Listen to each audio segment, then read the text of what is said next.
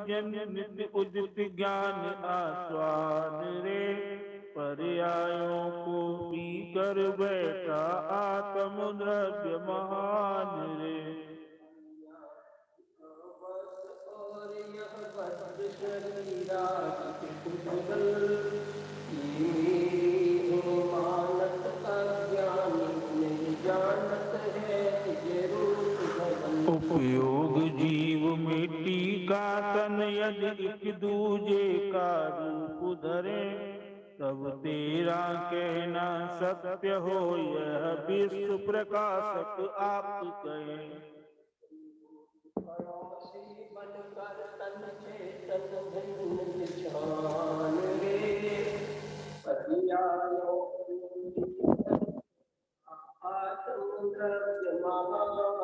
इस युग में मुनिवर कुंड कुंड ने जो समय साध में दर्शाया, वह परंपरा से आदि वीर का मुक्ति पंथ ध्वज लहराया। समझने से नर जन्म सफल हो जाएगा, इस धर्म कवच के धारण से निर्वाण महापद पाएगा। अमानिसा समोह तिमिर के सत का करता नाश रे। पर्यायों को पी कर बैठा आत्म द्रव्य महा।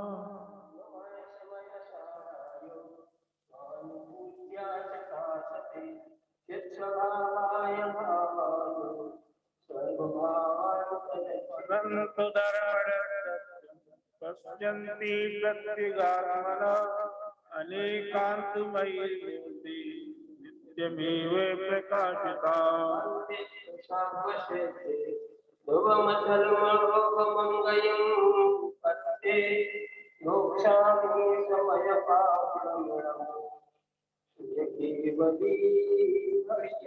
समय साध जिन राज में शाद बाद जिन में राज निर्गंधता नमो करे।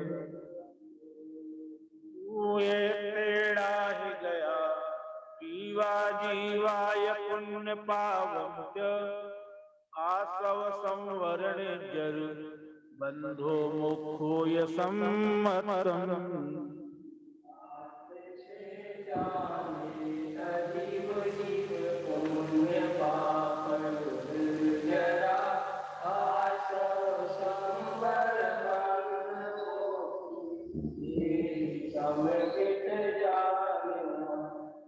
भूतात्मा ऐसे जाने हुए जीव अजीव तथा पुण्य पाप आसव संबंध और बंध मोक्ष ये नव तत्व हैं, यही संयुक्त है। आज समय सार परमागम की यह 13वीं गाथा, जिसमें आचार्य भगवत कुंद कुंद देव भूतात्मा ऐसे जाने हुए नव तत्वों के संधान को ही सम्यक्त कहते हैं, इसकी व्याख्या होगी। तो जो भी साधर्मी बंधु जूम एप्लीकेशन के माध्यम से इस कक्षा में जुड़े हुए हैं और जिनके पास यह समय सार स्पष्टीकरण ग्रंथ उपलब्ध है, वे कृपया पेज नंबर 178 निकाल लें। गाथा 13 की टीका यहाँ पे व्याख्या होगी।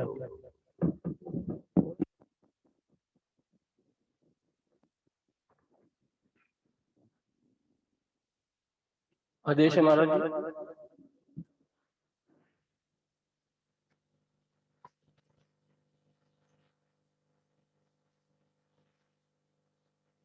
तेरहवें नंबर की गाथा है समय सार, और इसमें 9 तत्वों का स्वरूप दिखाया है और 9 तत्वों का सिद्धांत सम्यक दर्शन है। व्यवहार सम्यक भी और निश्चय सम्यक भी इसकी व्याख्या से सिद्ध हो जाता है।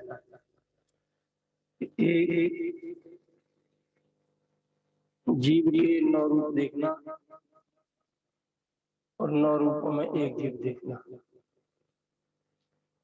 177 पन्ने पर इसमें इसी के स्पष्टीकरण में बाह्य दृष्टि से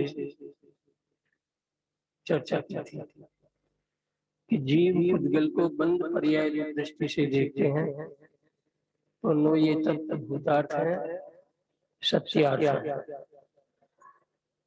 परंतु जब पुद्गल द्रव्य से पुद्गल कर्म से भिन्न आत्म स्वभाव को देखते हैं तो नो तत्व कुछ भी नहीं है। ये बात सही थी, क्योंकि ये नौ तत्व जीव के एकाकार स्वरूप अर्थात ज्ञायिक भाव में नहीं दिखते। ये बाह्य दृष्टि से दिखाया था। बाह्य दृष्टि माने पुद्गल में होने वाले जो नौ तत्व हैं उनको दिखाया। अब नीचे इसमें उदाहरण दिया था,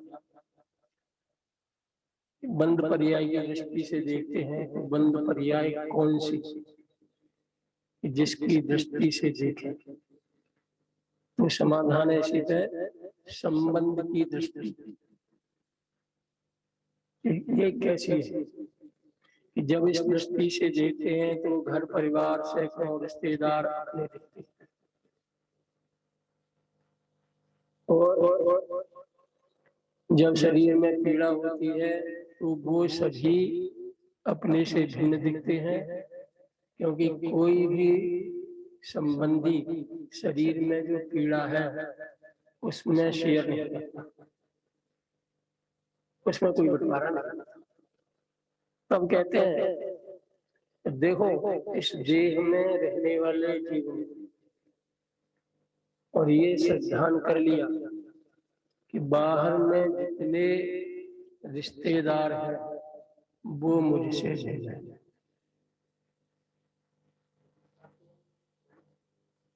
भिन्नता तब दिखी और देह में आपत्ति के काल में दिखी। आपत्ति के काल में भिन्नता दिखी। आपत्ति के काल में जब दिखते कि कोई भी जो मेरे पर प्राण न्योछावर करने की बात करते थे वे भी मेरे इस बुखार में सहायक नहीं है, यानी बुखार की पीड़ा को न दूर कर सकते हैं न बांट सकते। ऐसा उसे जब भान हुआ जब उसे बुखार आया। बुखार आने से पहले भिन्न तो देखता था, कहता था, लेकिन कहता था ये मेरे हैं, मेरे सुख दुख में सहाय। अब जब बुखार आ गया, हड्डी टूट गई, तब सारे रिश्तेदार देखने के लिए आए। तब फिर उसे क्या समझा कि ये सब आए, कोई भी मेरी इस पीड़ा में साझीदार नहीं। बस इसी तरह से यहाँ इन्होंने इस उदाहरण के माध्यम से पुद्गल कर्म में होने वाले जो नौ तत्व हैं, वे नौ तत्व जिनका जीव में होने वाले जो जीव के नौ तत्व हैं उनमें परस्पर नैमित्तिक संबंध होते हुए ज्ञानी ने विचार किया कि ये नौ तत्व जब संबंध की दृष्टि से देखते हैं तो ये भूतार्थ है,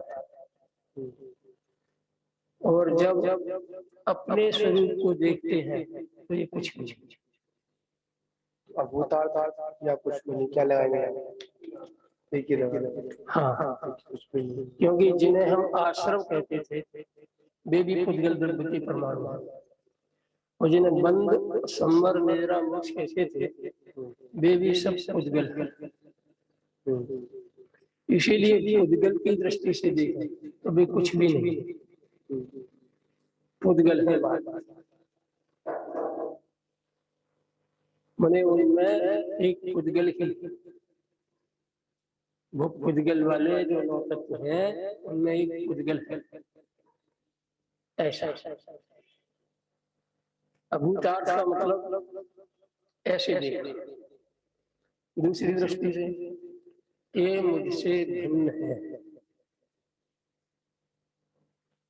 जब स्वरूप को देखते हैं तो उसमें ये नहीं दिखाई देता। और सच्ची बात तो है, जब ज्ञायक भाव को देखते हैं तो ये नहीं दिखाई देता, परंतु अपने जो 9 तत्व हैं वे भी नहीं दिखाई देते। जब स्वभाव दिखने में आता है, स्वभाव मलात्मा, हाँ ज्ञायक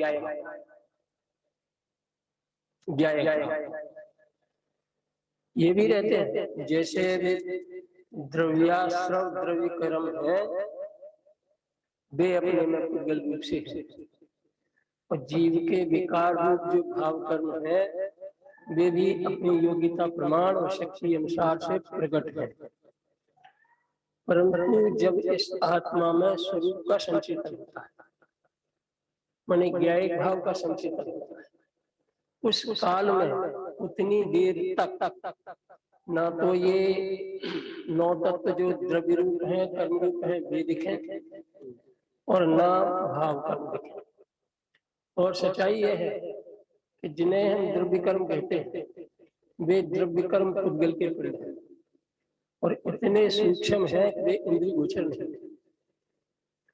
वे तो अनुभूति के काल में भी नहीं दिखते और वैसे भी नहीं दिखते, परंतु उनके निमित्त से होने वाला जो राग द्वेष मोह आदि विकारी भाव है वो अनुभव में गोचर होता है। उस अनुभव गोचर की दृष्टि से और निमित्त नैमित्तिक संबंध की दृष्टि से और आगम के उपदेश से इस बात की सिद्धि होती है कि ये जो राग आदि विकारी भाव हुए हैं इनका कोई बहिरंग कारण जो द्रव्य कर्म आगम में कहा है वो है। वरना जैसे आत्मा नहीं दिखती वैसे वे भी नहीं दिखती।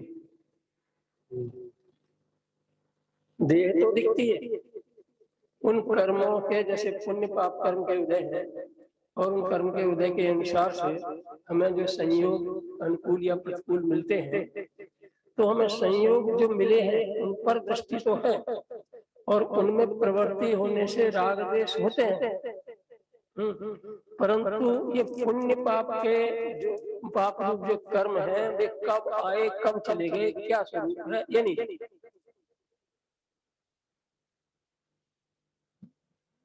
कब आए कब चले गए ये भी नहीं। फल दिखता है, फल जो है अपने परिणाम में है, वो फल अनुभव में आता है, और उस फल में जो बहिरंग हेतु जो है, बहिरंग हेतु द्रव्य कर्म भी है वो तो सूक्ष्म है, और इंद्रियों के माध्यम से जो विषय ग्रहण होते हैं वो दिखते,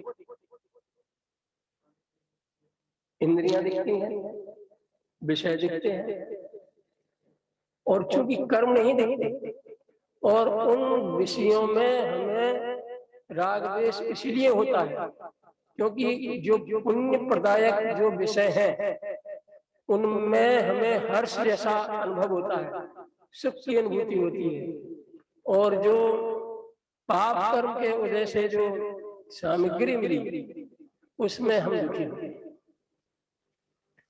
उस सुख दुख का वेदन उसका बहिरंग हेतु ये जो बाहर के जो विषय रूप पदार्थ हैं वे दिखते, इसीलिए उन पदार्थों में हे और उपादेय बुद्धि जागृत हो जाती है, इष्टानिष्ट बुद्धि हो जाती है, ये भले हैं ये बुरे,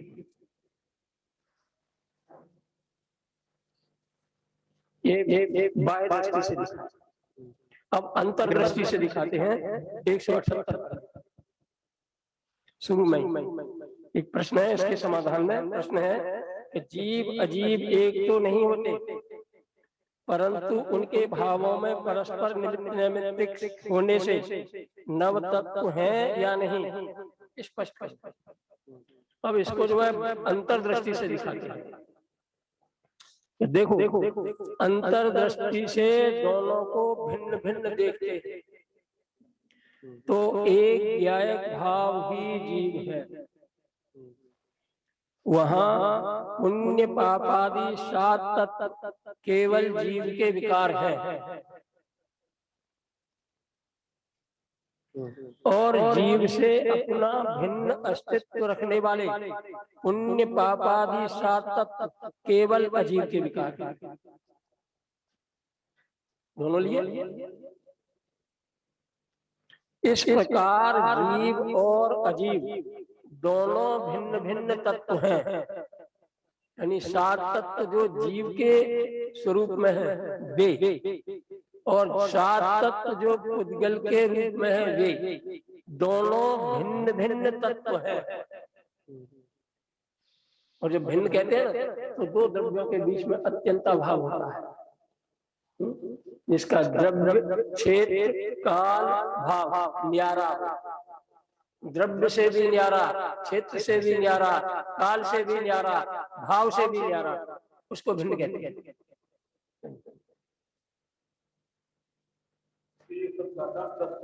पृथक पृथक, हाँ, ये लक्षण है भिन्नत्व का।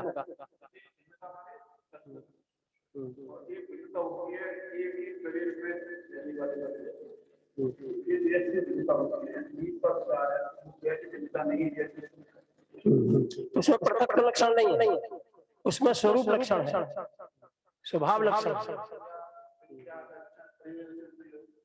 बोले भाई चेक करो ना, मैं कान में लगाओ ना। इस प्रकार जीव और अजीव दोनों भिन्न भिन्न तत्व। वो ज्ञान तो अपना सूक्ष्म है, केवल ज्ञान है ना, उस केवल ज्ञान का अंश है ना अपना ज्ञान। जो जो केवल ज्ञान में दिख जाता है वो सब तो नहीं, लेकिन कुछ ही सही, लेकिन सत्य भाषित हो जाता है। जैसे केवल ज्ञान में ये 6 द्रव्य उनका सत स्वरूप एवं प्रदेश प्रत्यक्ष दिख जाते हैं।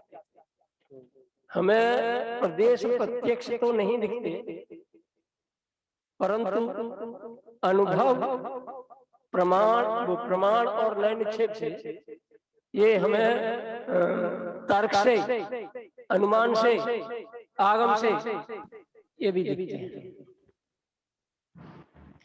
और यदि ये नहीं दिखे तो कोई भी अज्ञानी ज्ञानी नहीं है।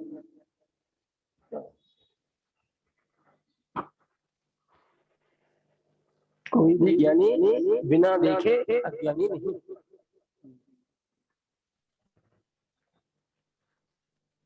दोनों भिन्न भिन्न तत्व हैं, लेकिन उनमें परस्पर निमित्त नैमित्तिकपना होने से 9 तत्व दिखते हैं। निमित्त नैमित्तिकपना किसमें है? जीव के विकारी भाव और पुद्गल के जो 9 तत्व रूप कर्म परिणाम है वे, उनमें निमित्त नैमित्तिक कहते ही उसे है, एक हो तो दूसरा, ये है तो ये, इसी का नाम निमित्त नैमित्तिक। परंतु जीव के विशेष 7 तत्व जीव में ही हैं और अजीव के विशेष 7 तत्व अजीव में ही हैं। ये बात स्पष्ट हो जानी चाहिए।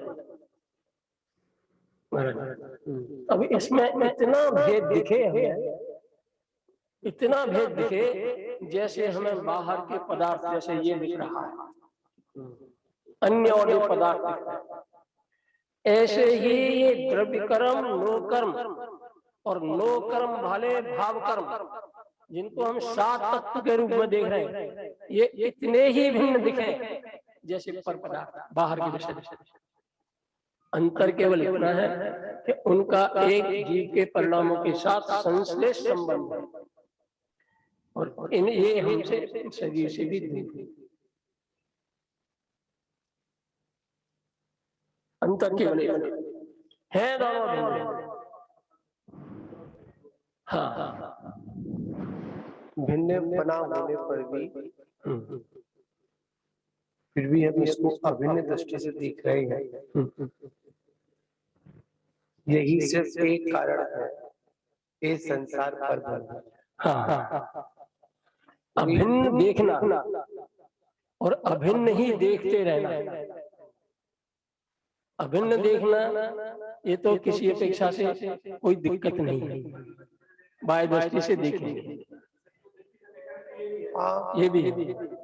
मतलब ये है कि उसको मान्यता में लेकर बैठ जाना। हाँ, और अगर हमारी श्रद्धा में अगर ऐसा आ गया कि पर द्रव्य मेरे ही है, इसमें अपन चाहे अंतरंगी लगा सकते हैं और बहिरंगी लगा सकते हैं, ठीक है ना।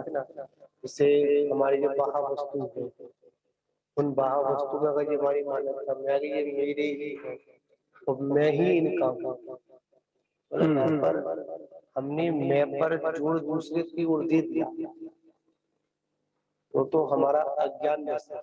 हाँ, और ज्ञान दशा में आ गया कि जैसे ये पर वस्तु मेरे को दिखने में भी मतलब भिन्न भिन्न दिख रही।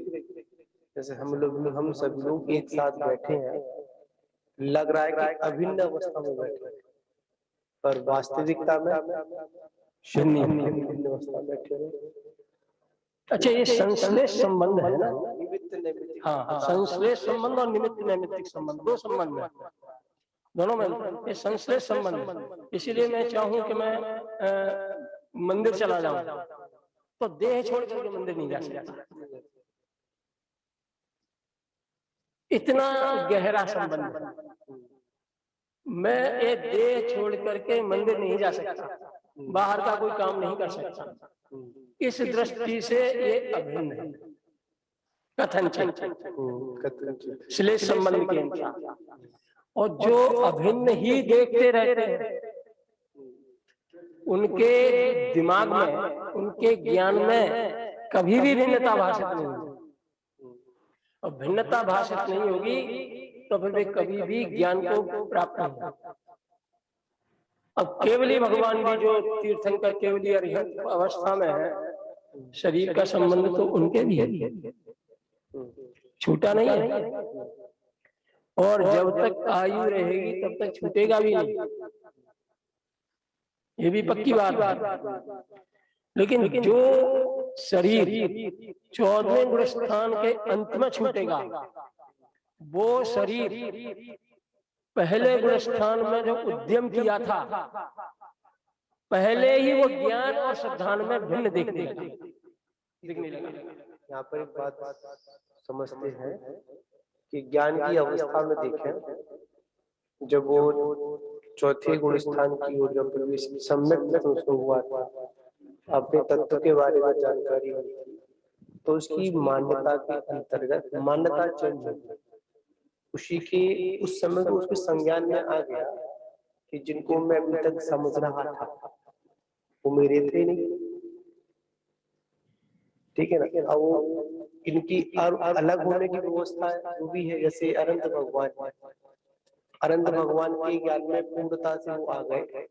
अभी तक हमारे ज्ञान में श्रद्धा रूप में आए थे, श्रद्धा और ज्ञान रूप में आए थे। वो प्रैक्टिकल मतलब नहीं हुआ था, वो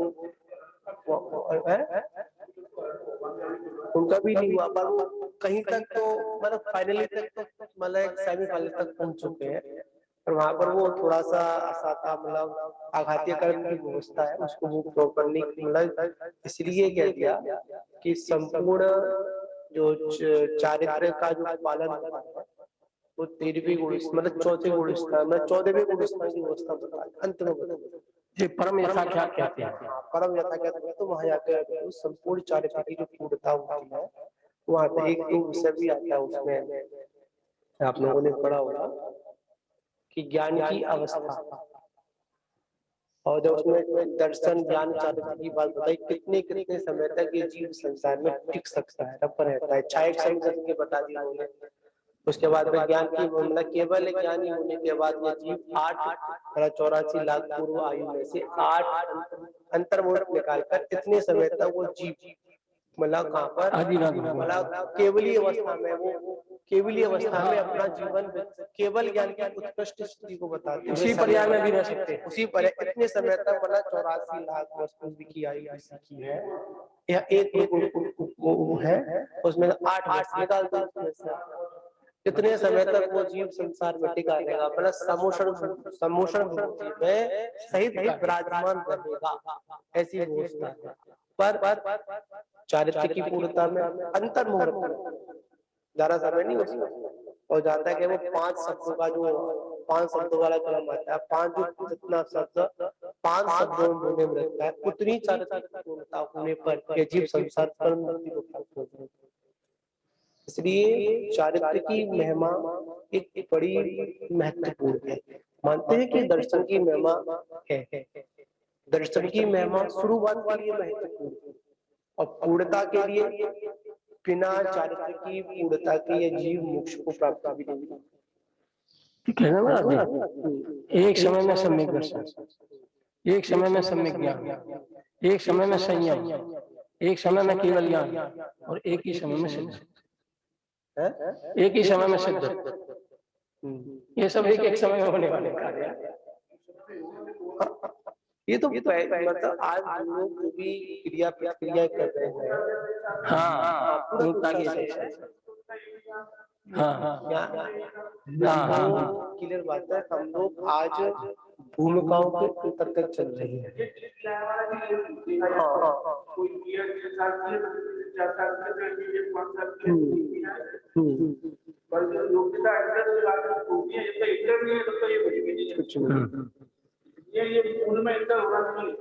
इंटर मतलब चतुर्थ स्थान, चौथा गुण स्थान अपना मतलब समय दर्शन, चतुर्थ गुण स्थान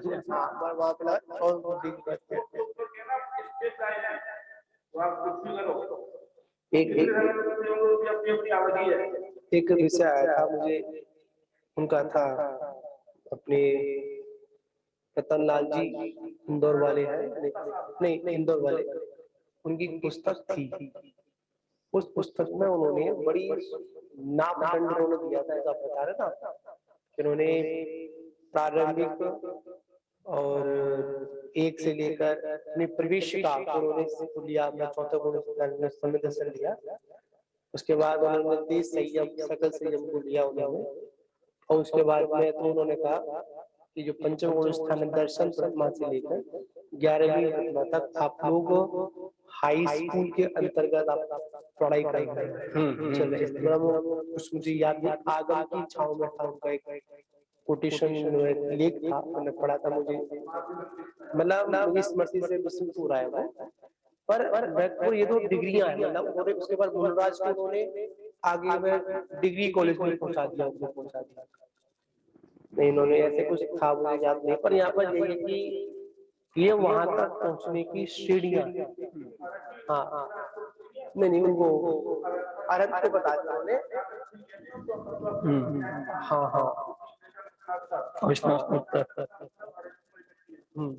तो वहां पर ये सारे विषय उन्होंने घटित थे, स्मृति में नहीं आ रहा है थोड़ा वो, पर ये यथार्थ नहीं है। अगर उन डिग्रियों को लेकर हम बैठ जाए तो वो भी ठीक नहीं हमारी, ठीक नहीं है, वो भी नाश को प्राप्त होती है। सतत अभ्यास लोगों को आगे की ओर करते रहना चाहिए। कब तक? जब तक सिद्धत्व की प्राप्ति ना हो, और जब तक सिद्धत्व की प्राप्ति नहीं है उससे पहले का जितना भी जो अभ्यास है, जितनी भी व्यवस्थाएं हैं, वो सारी व्यवस्थाएं हमारी बस चल रही है। नहीं वो भी कार्य है,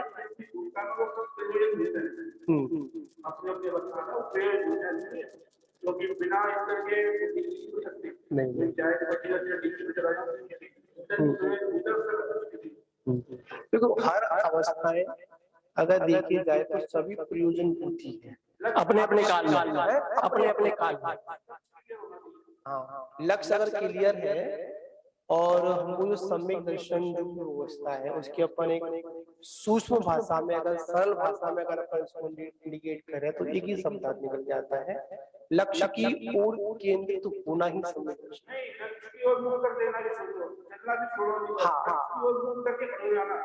मतलब लक्ष्य को प्रयास मतलब पहला उद्यम है।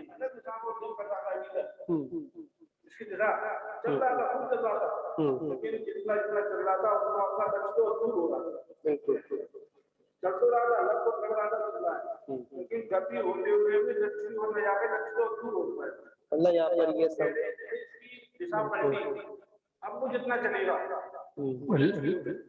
वो ये ना आता ना कि दर्शन ज्ञान चारित्र सभी के पास है, ऐसा कोई जीव नहीं है, जीव की व्यवस्था है, परिणाम उसका दर्शन ज्ञान चारित्र तो हर जीव के साथ, जो संसारी आत्माएं हैं सभी के साथ में लगा हुआ है। फर्क सिर्फ इतना है कि वो क्या वो सम्यक रूप में है या मिथ्यात्व रूप में है। अगर मिथ्यात्व रूप में है तो मंजिल से उल्टे चल रहे हैं, चल वहां भी रहे हैं। जैसे अगर जो बाल तप करते हैं, तपस्या तप करते हैं, मतलब कर रहे हैं, मतलब धूप में खड़े हैं, पर्वत पे खड़े हैं, एक साथ में पर्वतमाती खड़े हुए, शयन भी कर रहे, सब कुछ कर रहे हैं, पर उनका मुख किधर है? संसार की ओर मुख है, विपरीत दिशा की ओर मुख है, इसलिए वो संसार वृद्धि में ही है। अगर वही अगर डायरेक्शन बदल जाए, मतलब अपनी मन की, मतलब अपने अंतस की परिणति बदल जाए, ज्ञान दिशा बदल जाए, तो वही तपस्या मुक्ति को लेकर चला जाए। जितना चलेगा उतना मंजिल करीब आती जाएगी। फिर प्रश्न है यहाँ कि जीव अजीव में निमित्त नैमित्तिकपना माने कारण कारपना कैसे, इसको और देखो। समाधान, जीव के विकार का कारण माने निमित्त अजीव। अजीब कैसे? जैसे युवती को देखकर युवक विकारी होता है, उसी प्रकार अनादि से ही जीव अजीव मन पर उसको देखकर विकारी हो रहा है। कैसे? वहां दीन दुखी को देखकर दया भाव आता है और गुणी जनों को देखकर भक्ति भाव आ जाता है। तब जो कर्म प्रकृति बंध को प्राप्त होती हैं वे अजीव पुण्य हैं।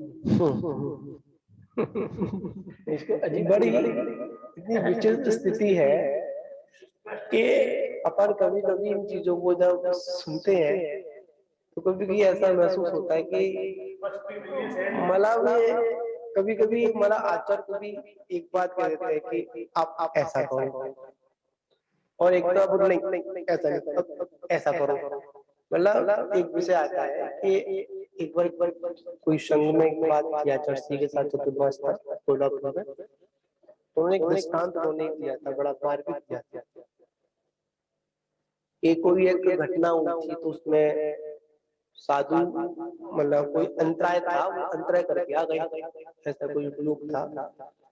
तो उस समय संघ का विहार चल रहा था, तो उन्होंने कहा कि आचार्य ऐसे ऐसे क्या कारण था कि ऐसे ऐसे, अरे तुमको अंतराय नहीं करना चाहिए, तुमको अंतराय नहीं करना चाहिए, ठीक है नहीं करना चाहिए। पर वो उस बात को आचार्य उस बात को पकड़ के बैठ गया कि ऐसा होने पर अंतराय नहीं करना चाहिए, पर अंतराय कारण था, पर अंतराय नहीं, उसमें कंडीशन बिहार की, मतलब उसमें भी मल दोष और महामल दोष को बड़ा बड़ा बंधन आता है कि उन्होंने बोले नहीं करना। जैसे आता मुनक्का का बीज अगर आ जाए तो अंतराय है, मतलब उसमें मल और महामल के अंतर्गत उसमें और आगम में कहा जाता है नहीं आए तो उसको मुंह में दबाकर उसको आहट करने के बाद में पूरा उसको निकाल सकते हैं।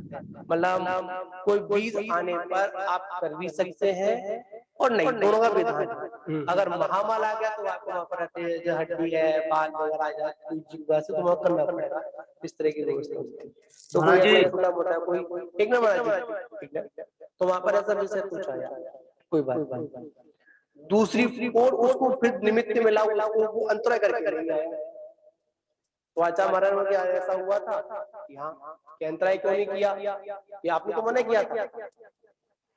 पर यहाँ पर ये है कि आचार्य उसकी स्थिति को देखते हुए क्या निर्णय कब दे रहे हैं, और उसी अगर आपत्ति वाले मार्ग को अगर वो राजमार्ग समझकर बैठ जाए तो वो भी उसके लिए हानि है।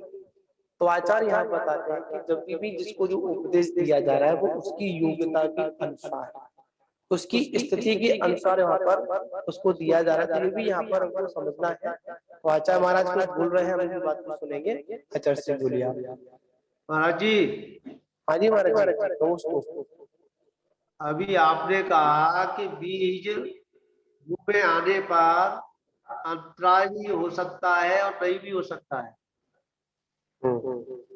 कि उस बीज पे आने पर हम भेद विज्ञान भी कर सकते हैं। जैसे आ गया है तो आप जो भी खाएंगे तो आपका लक्ष्य उस बीज पे जाएगा, और जब बीज पे जाएगा तो उस समय चिंतन करना चाहिए कि जो एक कंकड़ जो है मेरे स्वाद में बाधक बन गया है, तो ये इस संसार की जो राग द्वेष की जो प्रवृत्ति है वो मेरे आत्मा में कितना बाधक बनेगा। क्या अगर ऐसा चिंतन आए तो अंतराय में भी पुण्य का ही बंध होगा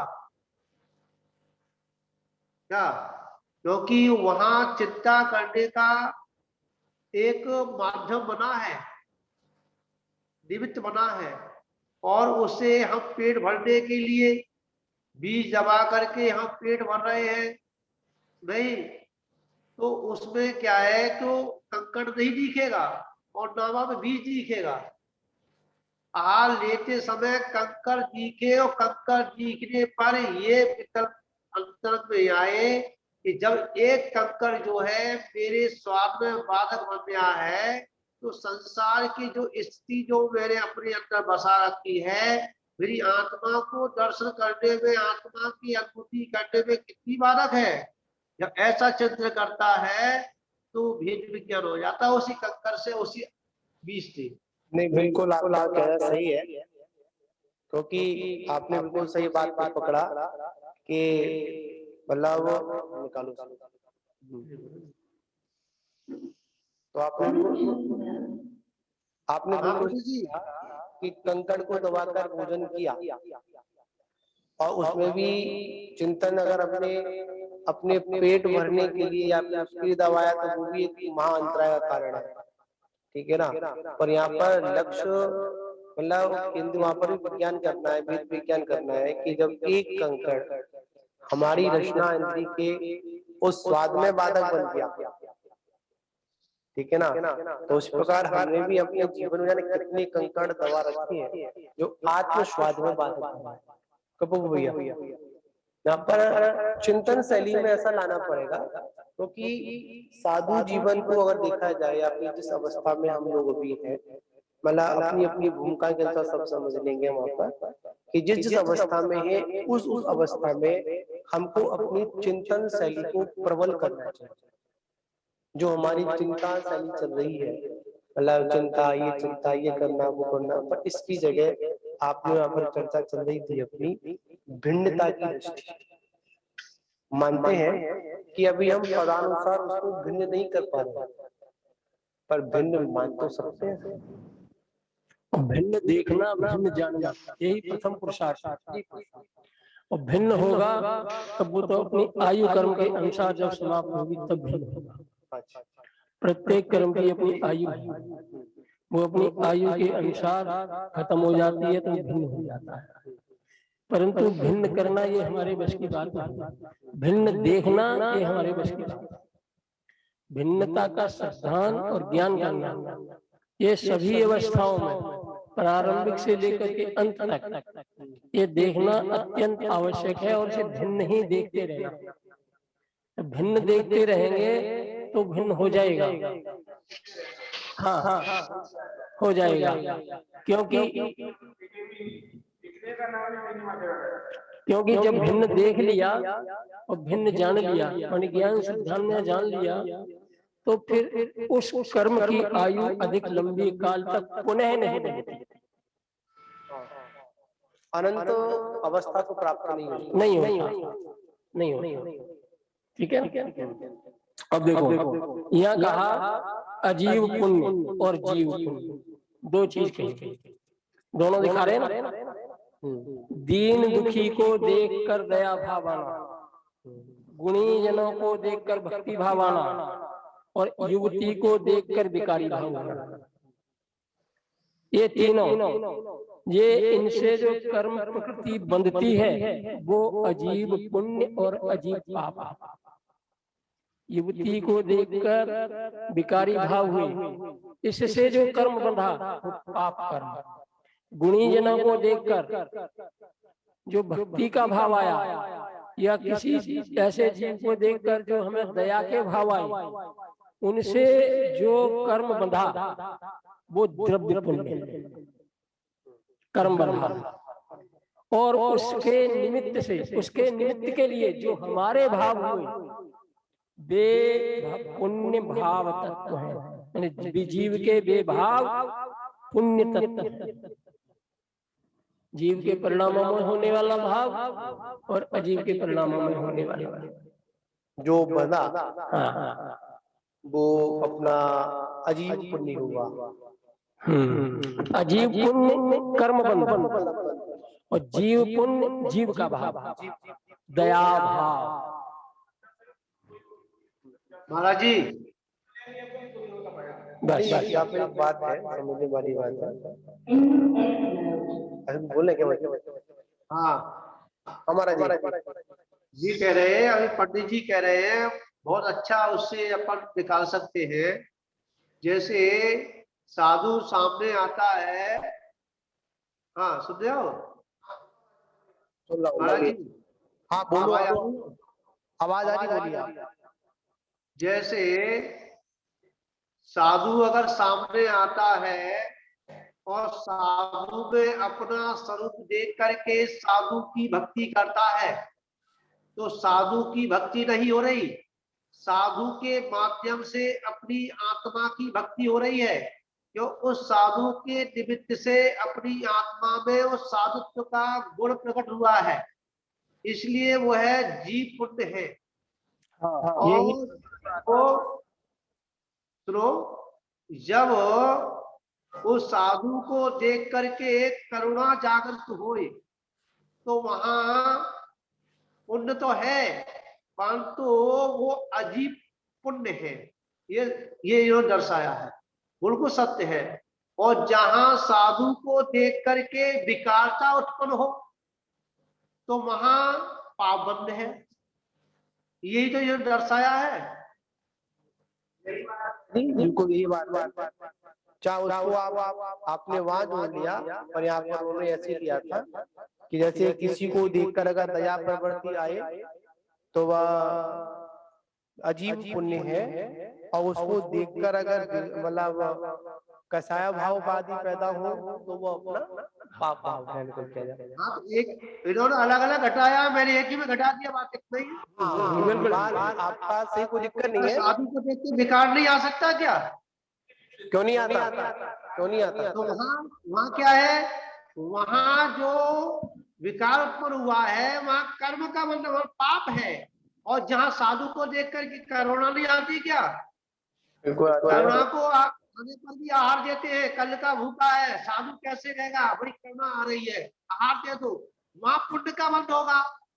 और जहाँ साधु को देख करके और साधु के देखने पर अपने साधुत्व गुण प्रकट हो अंदर से, और साधु के प्रति भक्ति भाव जागृत हो, तो उस साधु की भक्ति तो हो ही रही है, और उसके साथ साथ जो है अपनी आत्मा की भक्ति हो रही है।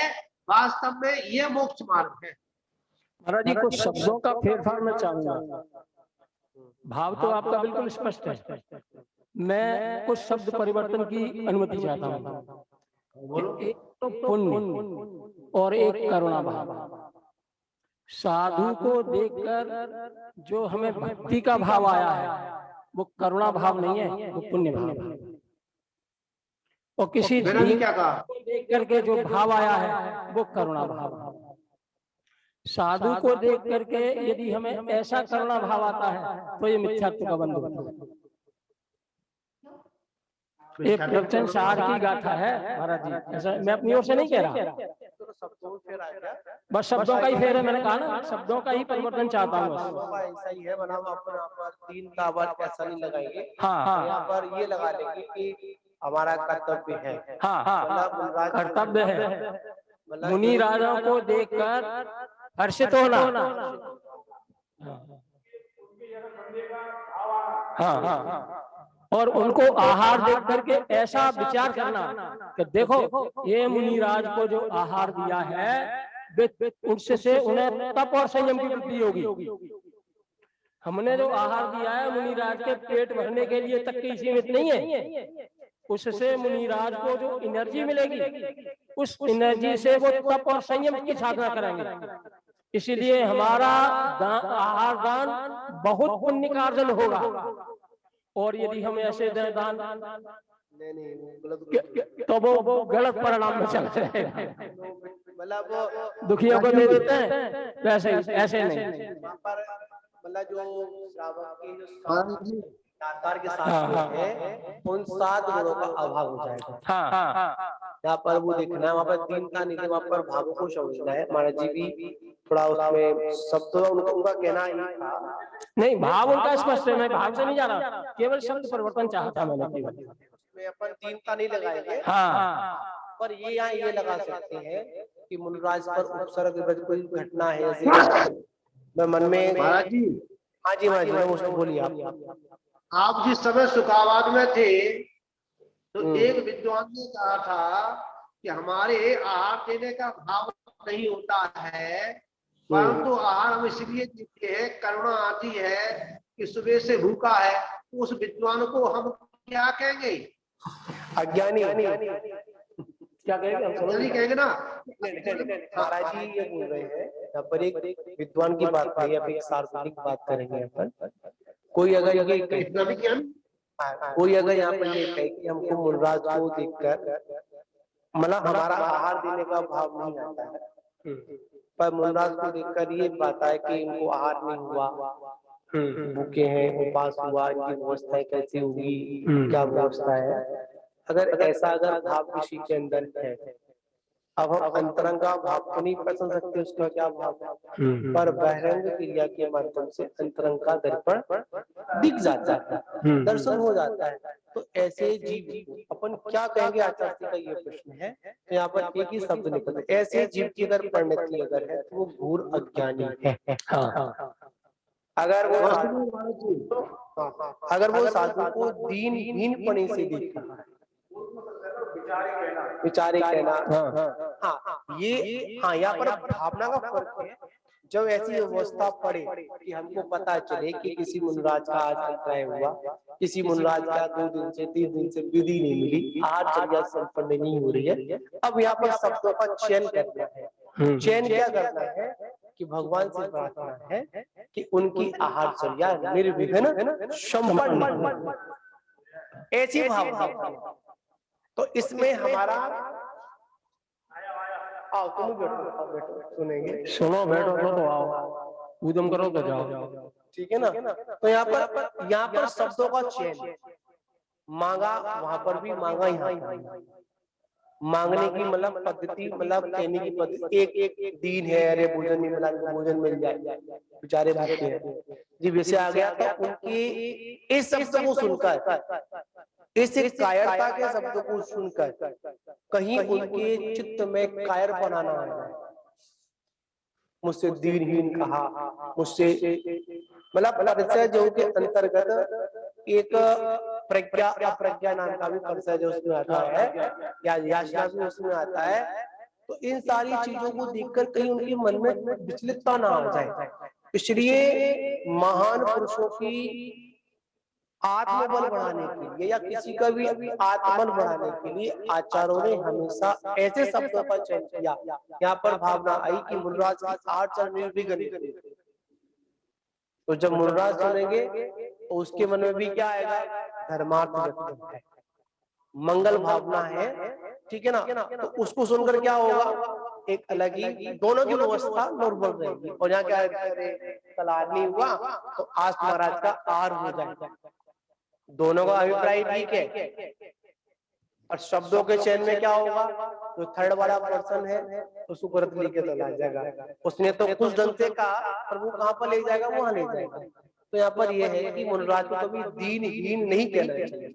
नहीं परमेश्वर कैसे हमारे आदर्श है, कहाँ जोड़ देंगे अपन।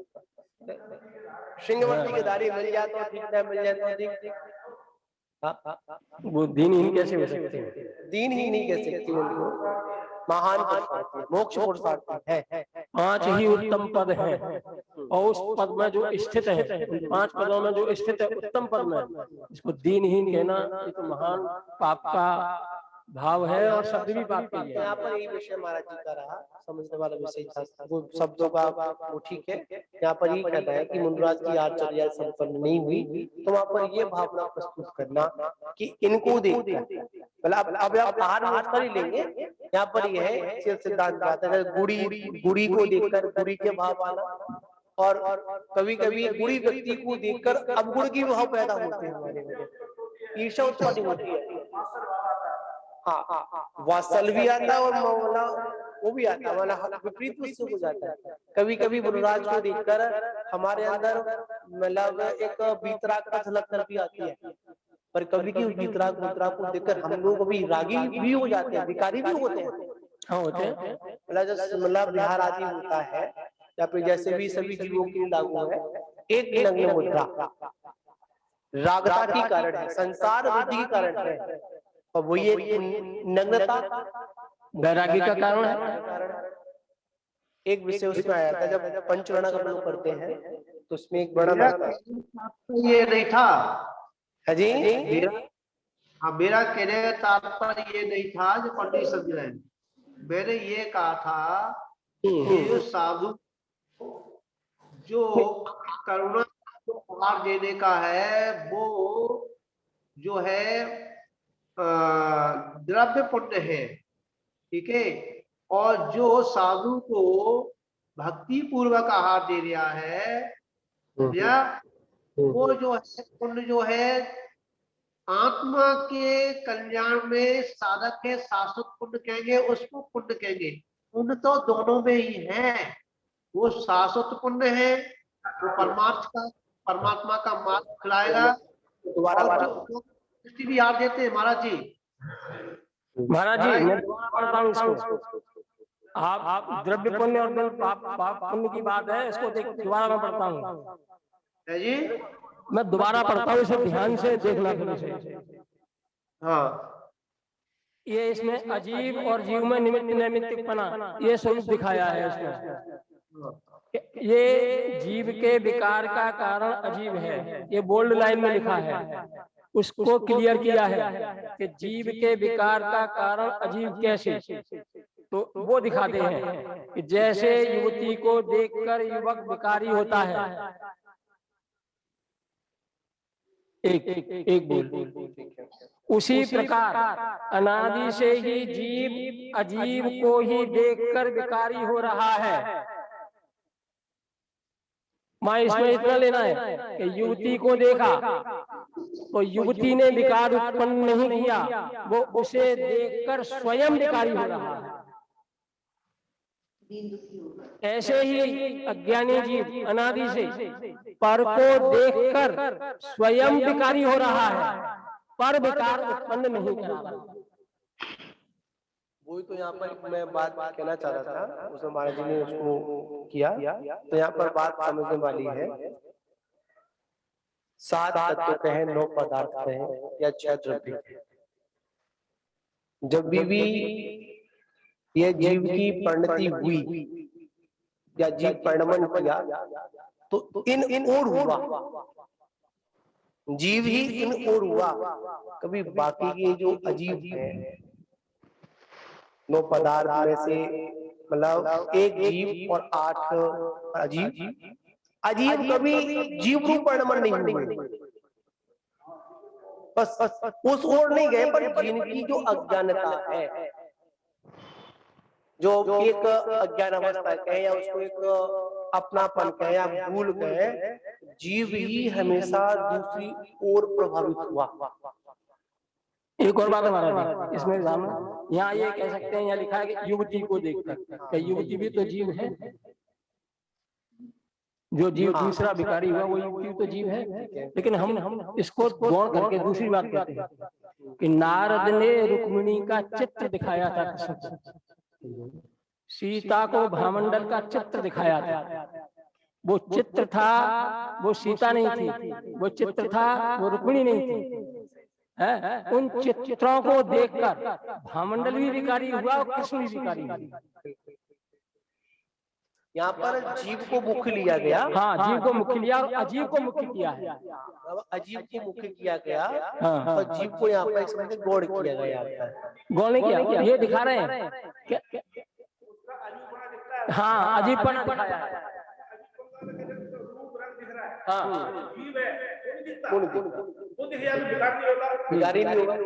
नहीं, विकार नहीं होता। कोई ऐसा भी कह सकता है कोई कि उसमें युवती के भी हाव भाव होंगे, ये भी कोई कह सकता है, लेकिन इसको गौर करके होते हैं। चित्र को देखा, अकेला चित्र, रुक्मिणी के चित्र को देखा, सीता के चित्र को देखा भैया ने, है और वो विकारी हो गया। कृष्ण ने रुक्मिणी के चित्र को देखा, वो विकारी हो गए।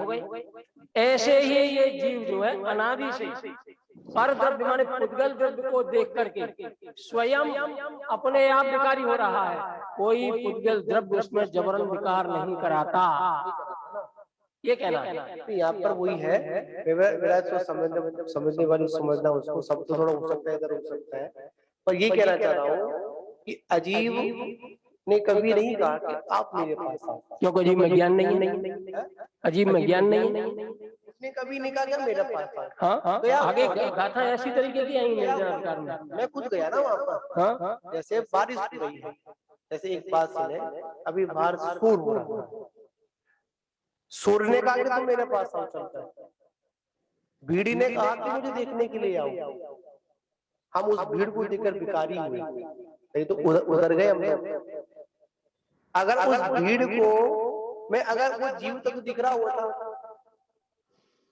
तो वो दृष्टि थी, द्रव्य दृष्टि है वो, ठीक है। तो यहाँ पर यही है, कभी भी बारिश ने आकर नहीं कहा कि तुम मुझ में भीगो, कभी बारिश ने नहीं कहा। कभी किसी वस्तु ने ये नहीं कहा कि मैं तुमको दुखी करने आई हूँ, तुमको सुखी करने आई हूँ। किसी ने कहा क्या? हमारी स्वयं विकार अवस्था बनी ना, राग अवस्था बनी, द्वेष अवस्था बनी, मोह की अवस्था किसकी बनी? बड़ी जीव की ना। तो कौन हुआ? स्वयं जीव अज्ञानी, स्वयं जीव अपराधी। तो यही स्वयं ही इसका प्रक्षालन करेगा, दूसरा नहीं करेगा। इसका जो प्रक्षालन होगा तो स्वयं ही करेगा, दूसरा भी नहीं करेगा। यहाँ पर स्वयं ही हम स्थिति के स्वयं जिम्मेदार है, दूसरा को जिम्मेदार नहीं। हाँ, यहाँ पर ये बात समझ में बिल्कुल है। यहाँ पर ये समझना पड़ेगा, हम ही हर चीज के जिम्मेदार हैं, दूसरा व्यक्ति रंच मात्र भी जिम्मेदार नहीं है। अगर हम दूसरे वाले को अपना जिम्मेदार समझ रहे हैं तो ये हमारी सबसे बड़ी भूल है। बोलिए आप। जो पंडित जी कह रहे हैं उस बात को मैं समझ रहा हूँ, और जो मैं कह रहा हूँ पंडित जी के यार समझ में नहीं आ रही है। नहीं आ रही है आपकी बात। हाँ, मैंने ये कहा था कि एक ही वस्तु में आप अलग अलग ले रहे हैं, आप युवती का नाम ले रहे हैं, ठीक है, मैं एक ही भी घटित कर रहा हूँ, ठीक है। तो क्या है कि जब हम साधु का हम आहार देते हैं, साधु की भक्ति करते हैं, साधु के दर्शन करते हैं, जब तक उसमें अपने उस साधुत्व के जो गुण है, ठीक है, वो अंतरंग में ना झड़के, ठीक है, उसमें अपना मेल ना करे, जब तक वो साधु भक्ति है ही नहीं, और साधु भक्ति नहीं है, ठीक है, तो वहां पर जो है जीव पुण्य हो ही नहीं सकता। और सुनो की बात कह रहे हैं तो भक्ति की परिभाषा ही यही है, भक्ति की कि गुणानुरागो, यदि कोई सुनो, और उस साधु तो भक्ति ही है। पंडित जी, जो साधु की मात्र जो है दया के भाव लेकर के अगर भक्ति करता है या दिखावटी करता है, उसका भी पुण्य ऐसा मिथ्यात्व देवी अगर भक्ति कर रहा है तो इतना पुण्य है उसका कि अगर उसने साधु को आहार दे दिया है और उस साधु के आहार देने का फल इतना होता है कि मिथ्यात्व के उदय में भोग भी जाता है, ठीक है, वो जो है भोग भी गया है तो वो आगे चल के कल्याण कर सकता है, ठीक है, भजनी है। परंतु जो उसने भाव पूर्वक जो भक्ति पूर्वक जो आहार दिया है वो भजनी नहीं है, वो शाश्वत है। ठीक है, दो कैटेगरी कर दी, एक अज्ञानी की, एक ज्ञानी की। हाँ हाँ, ज्ञानी की बात कह रहे हैं, अज्ञानी की नहीं कह रहे हैं। अज्ञानी की आपने बात कही वो भी स्वीकार है, ज्ञानी की बात कही वो भी स्वीकार है। अब हम ज्ञानी की मुख्यता से बात कर रहे हैं कि ज्ञानी से ही कहते हैं जो अपने जो इष्ट हैं उनके गुणों में उसे अनुराग है, वही ज्ञानी है और वही भक्त है। उसमें दिखावा नहीं है। यदि दिखावा है तो इसका अर्थ ये है कि वो ज्ञानी नहीं है और ना वो भक्त है। अब ये पैरामीटर्स किसी के पास नहीं है कि आप मुझे नाप लें या मैं आपको नाप लूं, किसी के पास कोई पैरामीटर नहीं है। अंतरंग सब अपने अपने को पढ़ लेते हैं, क्योंकि अपना आत्मा उस और अपने आत्मा का परिणाम अनुभव गोचर है। भक्त भी अपने परिणाम को पढ़ते हैं और साधु भी अपने परिणाम को पढ़ते हैं। साधु के अंदर करुणा भाव लिखा है मोक्ष मार्ग प्रकाशक में, लेकिन भक्त के भावों में साधु के प्रति करुणा भाव नहीं लिखा, वो भक्ति भाव लिखा है। टोडरमल जी ने मोक्ष मार्ग में लिखा है, साधु को अज्ञानी को देखकर करुणा भाव आता है तो उसको अज्ञान कैसे दूर हो, तब उसे तत्व का उपदेश देते हैं। तो उपदेश देने के लिए उपदेशदाता का करुणा भाव है, और वही वो उपदेश सुनने वाला यदि भक्ति भाव से सुनता है तो वो पात्र है, भले ही अज्ञानी हो तो भी। इतना अंतर महाराज मैं एडजस्ट चाहता हूँ।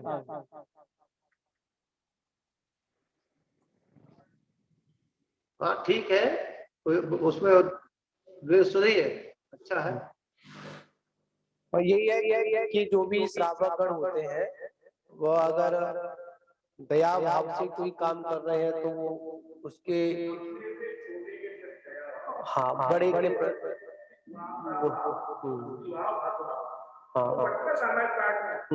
गुणी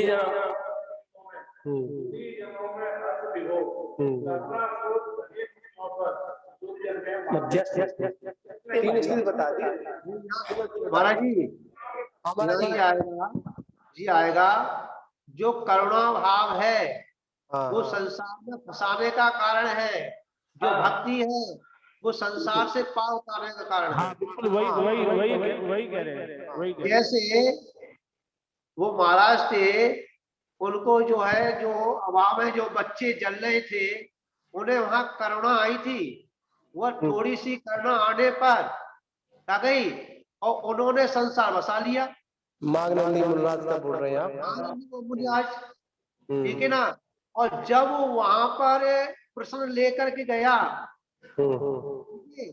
तब वहां उसकी जब भक्ति को जागृत कराया, और जब उन्होंने अपने शिष्यों के प्रति उनकी दृष्टि गई कि मेरे शिष्य जो अभी भी मेरे को ज्ञानी समझते हैं, गुरु समझते हैं, तो उस जीव के अंदर जो अपने शिष्यों का दर्शन हुआ, तो वहां शिष्यों का दर्शन हुआ तो गुणों का दर्शन हुआ, और गुणों का दर्शन हुआ तो भक्ति हुई तो चाक छोड़ के चले गए। बिल्कुल आपका कहने से आपने बात ठीक क्लियर हुई, आपके द्वारा हो गई, आपने सही कर दिया उसको कि जब मुनिराज का ध्यान करुणा में गया तो वह संसार की ओर मुड़ गई, ठीक है।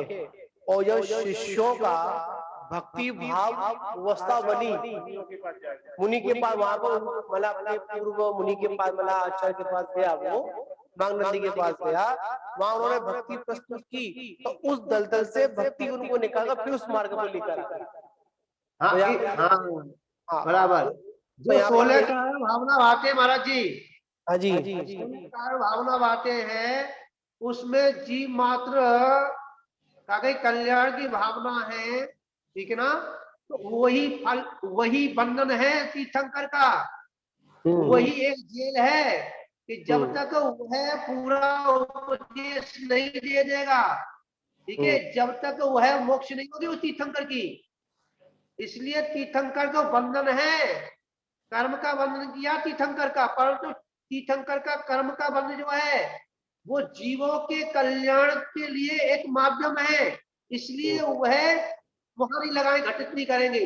परंतु तीर्थंकर का बंधन और इतना ही चिंतन जीवों के लिए किया था, इतना ही चिंतन हुआ जीव अपनी आत्मा के लिए कर लेता तो उस समय मोक्ष हो जाता। आप एक चर्चा चल रही थी उसमें 12 भावना, 12 भावना और 16 कड़ा भावना, दोनों की बात पूर्व में चली थी, अभी कुछ दिन पहले चली थी, पाई थी। तो 12 भावना संवर और निर्जरा में संवर तत्व है, और 16 कड़ा भावना आश्रय तत्व। इसलिए तीर्थंकर की सोने की बेड़ी है, रत्नों की बेड़ी है। इसलिए रत्नों की बेड़ी हो है जी। दोबारा बोलिए, आप क्या बोल रहे हैं? आप ये कह रहे तीर्थंकर की जो बेड़ी है, तीर्थंकर प्रकृति की, वो रत्नों से और सोने से जड़ित है, आभूषण और कीमती वस्तु है। संसार में रहने पर भी जेल है, जैसे एक तो सामान्य आदमी की जेल होती है, एक प्रधानमंत्री की जेल होती है, दोनों में अंतर है ना। जेल तो जेल है, तो तीर्थंकर भी जेल में ही है उस समय। जब तक उपदेश नहीं दे देंगे, जब तक समोषण का वितरण नहीं हो जाएगा, जब तक अपने स्वभाव में बिल्कुल नहीं आ जाएंगे, जब तक जो तीर्थंकर की जेल ही रहेगी। बिल्कुल सही बात है, ये सिद्धांत का तात्विक बात तो यही है। और एक महाराज जी, अब कोई व्यक्ति मानते हैं एक सामान्य जेल और एक बड़ी जेल है, मतलब वीआईपी जेल है, और वीआईपी जेल में पहुंचकर भी अगर वो व्यक्ति अगर उस जेल से मुक्त होने का प्रयास ना करे, वहीं रच पच जाए, वहीं रच पच जाए, वही बड़ा रहे बार-बार वही जाने की इच्छा करे, वो भी खराब, वो ठीक है, वो ठीक नहीं, पसंद नहीं है वो। हाँ पवन जी क्या बोल रहे हैं? आवाज खोले पवन जी की यहाँ से। हाँ पवन जी, अनम्यूट करो पवन जी अपने को वहां से। आप आज पवन जी की बात चल गई ना। हाँ बोलिए पवन जी, बोलिए। जेल तो जेल है, तिहाड़ जेल में चाहे प्रधानमंत्री हो चाहे सामान्य व्यक्ति हो, जेल का फोटो तो बराबर है, संसार तो बराबर है, उसमें कोई बात नहीं है। बिल्कुल यही बात है, यही बात तात्विक दृष्टि तो यही है कि जेल तो जेल है, सिद्धांत कोई बदलता नहीं है किसी के लिए भी।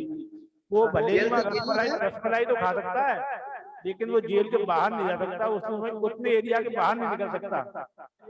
तीर्थंकर भी कैदी भी जेल में खुश नहीं, सब उसमें पराधीन ही है, स्वाधीन कोई नहीं। और पराधीनता दुख का ही दूसरा रूप है, पराधीनता ही दुख है, स्वाधीनता ही सुख है। यथार्थ में देखा जाए पराधीनता, जितनी भी पराधीन सब उस कोटेशन भी आता है, कहा भी है पराधीन सपने जहाँ पर। हाँ जी पूरा थोड़ा ऐसा भी है महाराज जी।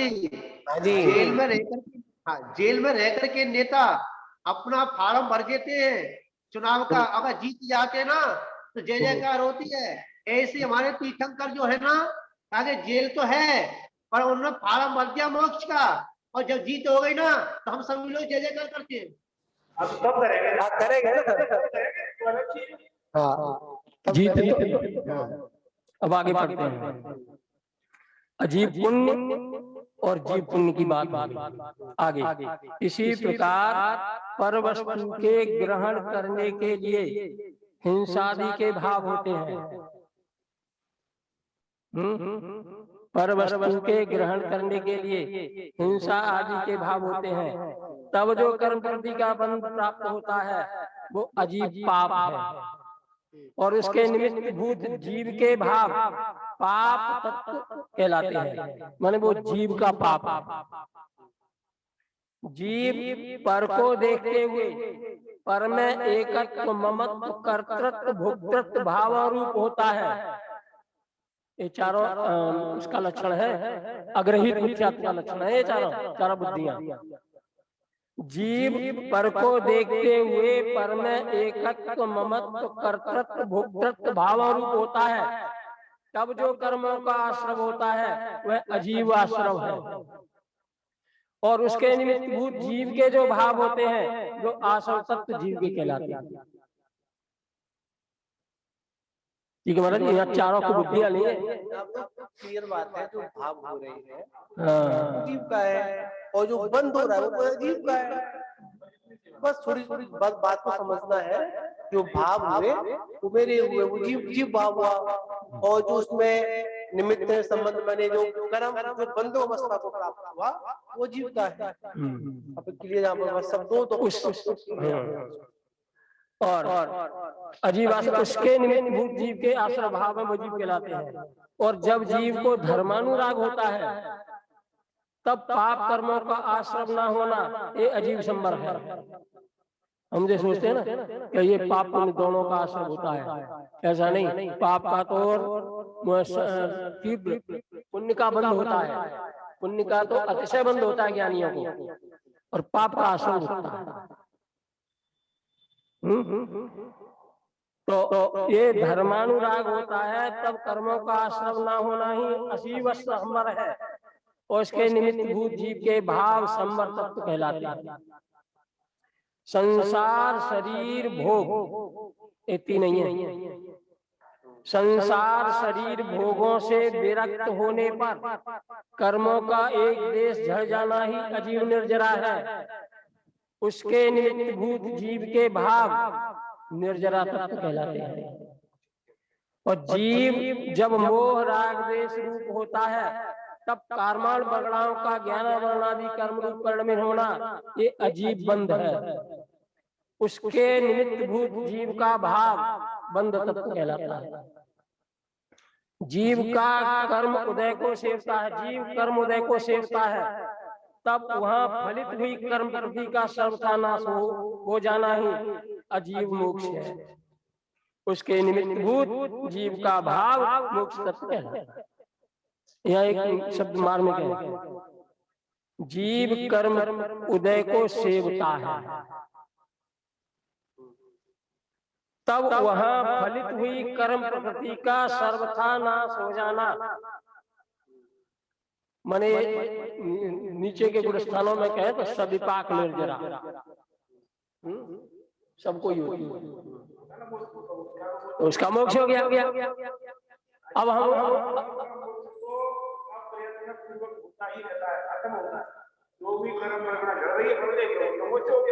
अब हम इसको इस उदय शब्द को यदि हम केवली के यहाँ लगाएं तो कैसे लगेगा?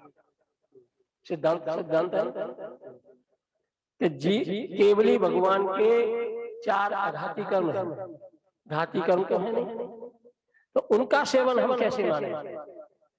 घाती कर्म के सेवन से तो ठीक है संसार दशा नीचे की बनी रहेगी, उसका सेवन कैसे माने? उसका सेवन हमें इसी अर्थ में लेना पड़ेगा कि वे अभी अरिहंत अवस्था में है।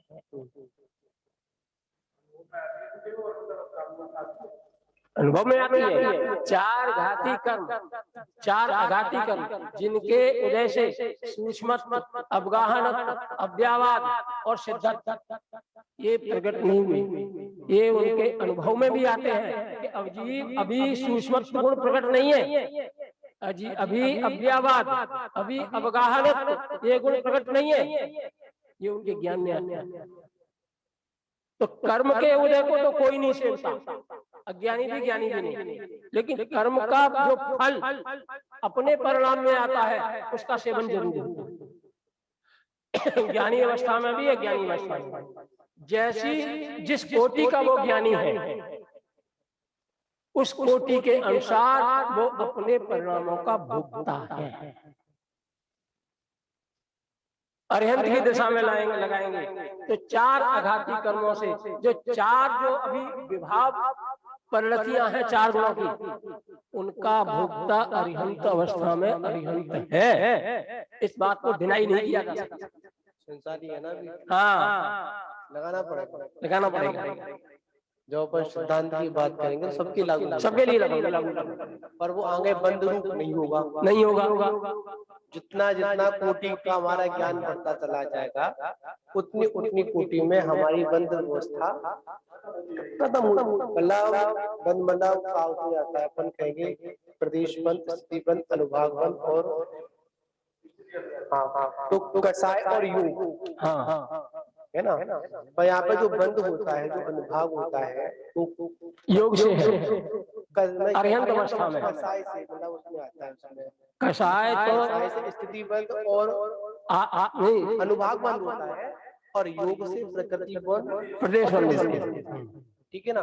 तो यहाँ पर उनकी जितनी मतलब यहाँ पर ये है, ज्ञानी अवस्था में ये भी लगा लेंगे, जितनी जितनी कसायों का अभाव हो रहा है, ज्ञान अवस्था का मतलब आत्मा की शुद्ध अवस्था, और शुद्ध अवस्था में अगर कोई बाधक है तो हमारी वो कसाय है। कसाय और योग भी, योग नहीं, योग मतलब योग है मानते हैं, पर यहाँ पर वो बंद की बात चल रही है। यहाँ पर जो बंद के 4 वेद आचार्यों ने किए, प्रकृति बंद, स्थिति बंद, अनुभाग बंद और प्रदेश बंद। अब इनको दो मतलब कसाय और योग डिवाइड करेंगे तो उसमें आ जाता है कि कसा मतलब प्रकृति बंद और प्रदेश बंद में तो योग की व्यवस्था में दिया, और स्थिति बंद और अनुभाग जो बंद होता है वो कसाय के अंदर दिया। पर यहाँ पर बात यह है कि जितनी जितनी हमारी कसाई कम होगी, उतना उतना हमारा बंद और अनुभाग व्यवस्था भी उतनी उतनी मात्रा में हमारी कम भी होती चली जाएंगी। और जहां पर संपूर्णता हमारी कर्म मतलब कसाई कम हो गई, तो ऑटोमेटिक चाहे वो उदय में आ रहा है पर वो आकर झर जाएगा और नबीर बंधु को प्राप्त होगा।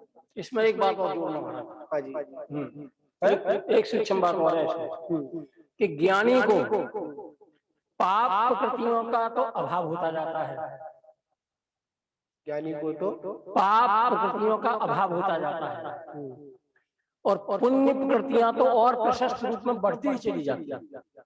इसलिए हम ये कहें कि सारी कर्म प्रकृतियों का अभाव होता जाता है, ऐसा नहीं है। एक आयु कर्म ऐसा है कि जिसमें स्थिति नहीं बढ़ती, जिसमें स्थिति नहीं बढ़ती, बाकी और कर्मों में जो अघाती कर्म की प्रकृतियां हैं, चाहे वो 3 कर्मों के सद्भाव रूप जो है, उसमें स्थिति सबकी बढ़ती है। साता वेदी में साता प्रकृति की प्रकृति बहुत बढ़ती है, असाता की नहीं बढ़ती। अब अंतर इतना है कि आयु कर्म को छोड़ दिया जाता है, आयु कर्म की स्थिति में कोई घटन बढ़न नहीं होती, अन्य प्रकृतियों में होती है। जो घातिया कर्म की प्रकृति है केवली अवस्था में, उनका तो नाश ही हो गया, उनका बंधन भी नहीं होता। लेकिन 4 कर्म की प्रकृतियों में विशेष पुण्य का बंध होता है, और आयु कर्म यदि लंबा चलता ही चला जाए, उसके अनुसार से उसका भी बंधन बढ़ता चला जाए, तो कभी संसार खत्म नहीं होगा।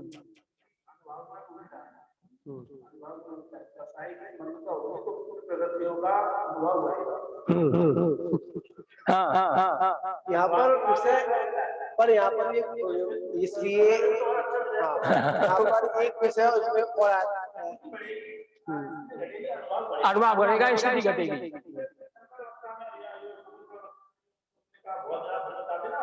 यही कारण है, अनुभाग इतना ज्यादा होता है जितना जगत का वैभव है सारा इकट्ठा हो जाता है, लेकिन आयु कर्म स्थिति बहुत कम होगी। स्थिति कितनी है? मैक्सिमम 8 वर्ष कम नहीं, जितनी आयु शेष रहती है उतनी, उसी में घिरना है, नहीं गिरेगा तो समुद्र होगा। यहाँ पर कैसा होता है, जो चरम शरीरी होते हैं उनकी आयु घटती नहीं है, वो जितनी है उनकी चरम शरीरों के शरीर में ऐसी बात आती है कि उनकी अपमृत्यु नहीं, मतलब अकाल मृत्यु नहीं होती कर्णों के अनुसार। ठीक है ना। और जो सामान्य लोग होते हैं उनकी आयु मतलब घटती तो है, पर जो बुद्धिमान आयु जिसको भूख रहे हैं वो आयु कभी मतलब बढ़ेगी नहीं, कम तो हो जाएगी। कुछ नहीं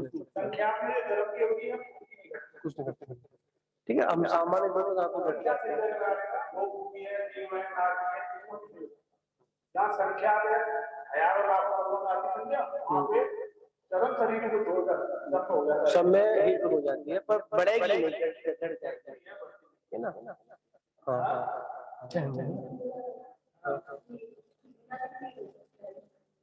हाँ, तो चरम शरीर से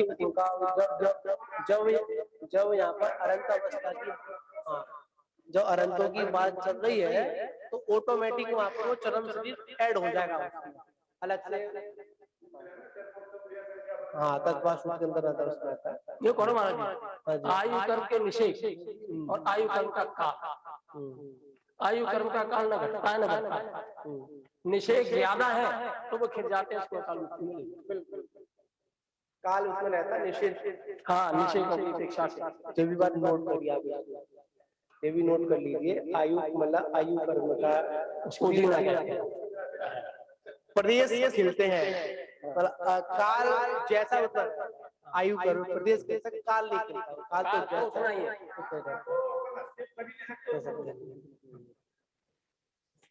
क्योंकि ये सारी बातें बहुत गंभीरता वाली है और गंभीरता वाले नहीं, इससे ज्ञान निर्मल होता है, श्रद्धान्वित दृढ़ होता है। क्या होता है 1 घंटे का जो बातें आप सब लोग करते हैं, 1.5 घंटे में हो जाता है, दोपहर में करते हैं, पर ये सारी चीजें ऐसी एक हमारी मतलब आत्मा का भोजन है। हम इसको सुनते हैं, पढ़ते हैं, तो पूरे दिन की जो चर्या होती है ना, तो मतलब वो सोचने को मजबूर होते हैं कभी कभी ये करें नहीं करें। कभी ऐसा भी लगता है कहीं हमारे द्वारा कोई ऐसा कोई मिथ्यावाद का पोषण ना हो जाए जिससे लोग भटक जाए। एक बड़ी मार्मिक बात आती है, हम लोग बड़े माजी बोलते हैं, हम साधु लोग, हमारा साधुओं का कर्तव्य है हम स्वयं भी मिथ्यावाद से बचें और महत्वपूर्ण गृहित मिथ्यावाद से बचें, और श्रावकों को भी हम गृहित मिथ्यावाद से बचें। जी हमारा प्रथम कर्तव्य है। सामान्य दृष्टि से देखा जाए, अगर हम ही अगर उस गृहित मिथ्यात्व को आकर्षित हो गए तो पोषण करेंगे तो आप तो सामान्य लोग है ना, तो लोग कैसे कर लेंगे हम। तो जैसा देखा जाए कि हमारे आदर्श अल्लाह हमारे लिए, सिद्ध भगवान हमारे लिए, अनंत भगवान आदर्श है, तो आज श्रावकों के लिए साधु भी उनके लिए आदर्श है। जितनी ऊंची पोस्ट पर बैठकर जो व्यक्ति काम करेगा, सामने वाला व्यक्ति उसकी गुणों को ना देखकर उसके द्वारा अवगुण हो गया, अगर वो प्रचलन में आ गया तो सबसे पहले लोग उस पर ही दृष्टि डालेंगे, गुणों पर। तो यहाँ पर यही है कि हमारे जो आदर्श यहाँ पर समझना है, मिथ्यावाद से बचना है हम सभी लोगों को, ठीक है ना। और मिथ्यावाद के कारण ही हमारा परिभ्रमण है, दूसरा कोई कारण नहीं है। हम संसार जितने भी और कहा भी जितने भी हमारी अकाल मृत्यु हो रही हो या कुछ भी हो रहा हो, या जीवन में सुख दुख जो भी आ रहे हो या इंद्रिय सुख की ओर हम लोग जा रहे हो, तो कहीं ना कहीं हमारे अंदर ही मिथ्यावाद की व्यवस्था आदर्श रूप में क्या दृश्य रूप में प्रकट है। इसलिए हम आकुल व्याकुल हो रहे हैं। अगर आकुलता व्याकुलता कहीं ना कहीं आ रही है तो वो चारित्र मोहिनी संबंधी या दर्शन मोहिनी संबंधी की व्यवस्था ऐसी है जिस कारण हम थोड़ी सी व्यवस्था बढ़ने पर या बिगड़ने पर आकुल और व्याकुलता का अनुभव कर